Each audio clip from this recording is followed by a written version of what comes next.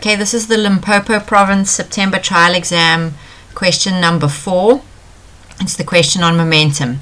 It says, in a game of snooker or 8-ball pool, the cue strikes a ball A. Look here, here's the cue. It's that wooden stick that you hit the ball with.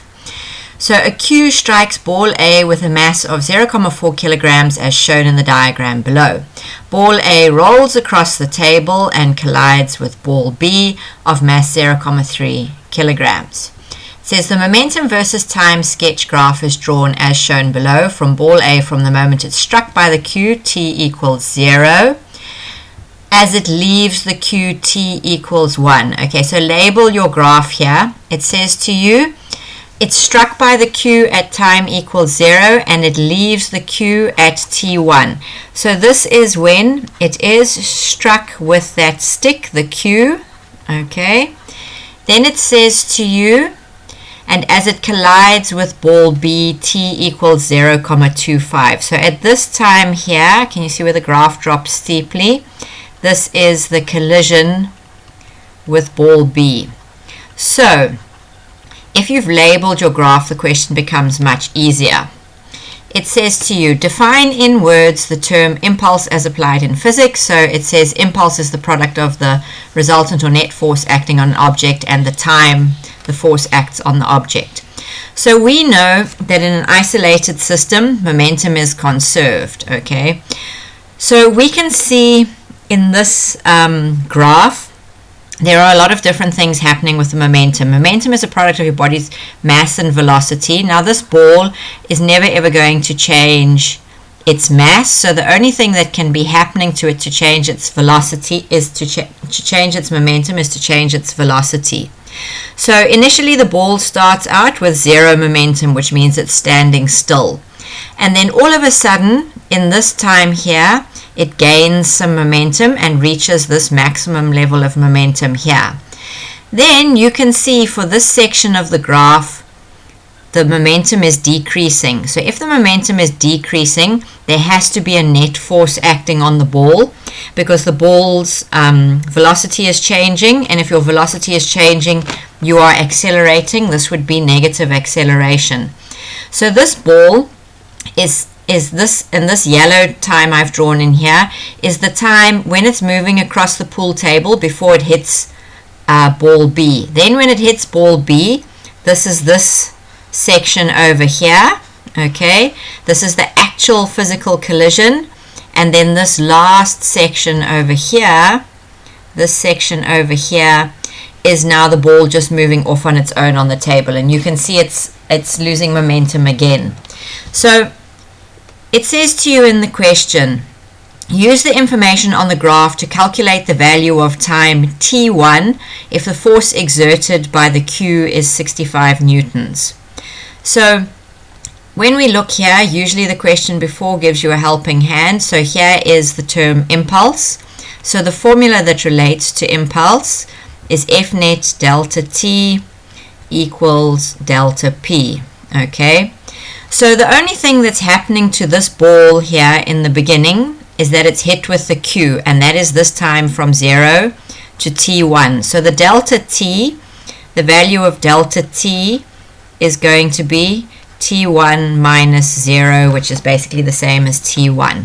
The only force acting on the ball in this green section of the graph here is when the cue is striking it, and it says the force is 65 newtons, so we're going to substitute 65 delta t, and then it says it is the change in momentum.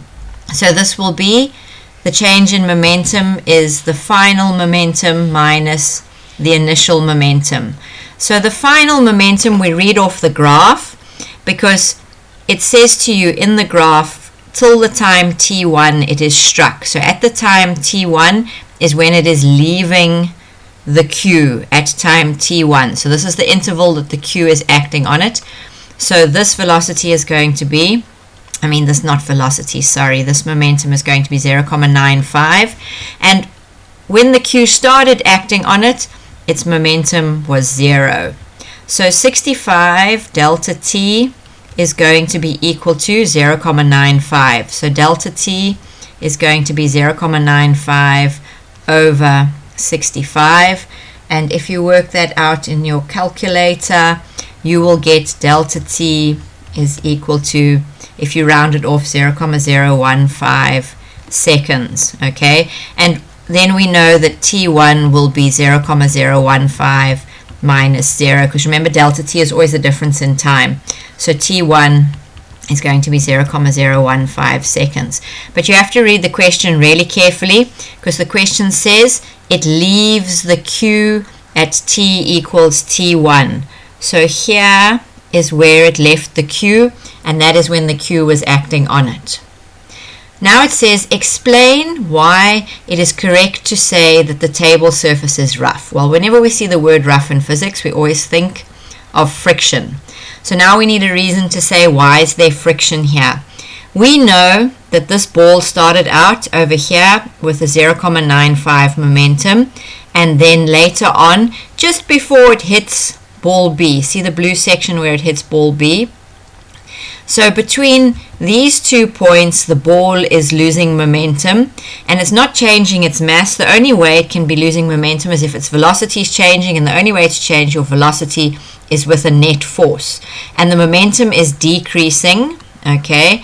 So if you have a look here in 4.2.2, the momentum decreases, and you can give the values if you like, from 0.95 to 0.77, which means it has slowed down, okay, which means the velocity has decreased.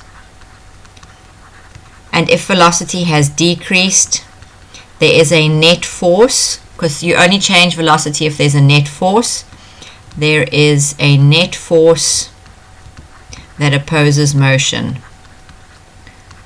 And the force that opposes motion is always friction. Okay, so something like that in the answer. Now it says calculate the velocity of ball B. So this one over here is ball B immediately after the collision. So we are only going to have a look, sorry, didn't mean to do that.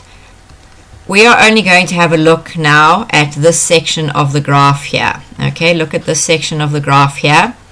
It says to you in the question, it collides with ball B at t equals 0.25. So can you see at t equals 0.25? It is exactly a vertical line. So in that split second, the ball A's momentum has gone from 0.77 to 0.16. And it is now sharing its momentum with ball B. So this collision here, we are going to assume that this collision here is conserving momentum. So if we assume this collision only is conserving momentum because it happens in a split second, we can say that the sum of the initial momentum is equal to the sum of the final momentum. So we're going to have the momentum initial of ball A and the momentum initial of ball B will be equal to the momentum final of ball A plus the momentum final of ball B. So we can read the initial thing from the collision is over here. This is where the collision starts, and that is 0.77. What is the momentum of ball B? Ball B was standing still there on the table before it was whacked by ball A, so this is going to be 0. And then at the end of time t equals 0.25, ball A is going to be 0.16, and we don't know what the final momentum of ball B is, but we can work it out using algebra. 0.77 minus 0.16 is going to be the final momentum of ball B, which is 0.61. Okay, that's the final momentum of ball B. But the final momentum of ball B is equal to mv. P equals mv. Sorry for the scribbling in the corner here. So 0.61 equals the mass of ball B, which the question says to you is 0.3 kilos, times the velocity of ball B. So if you put that in your calculator, you get 2.03, and remember your units here. So it's going to be 2.03 meters per second. And now this velocity is positive. Remember, momentum is a vector. So if this answer is positive, it must mean ball B is moving in the same direction as ball A. So we should write here to the right or eastwards or whatever. But do not forget that you must always put momentum as a vector, and so you give a direction.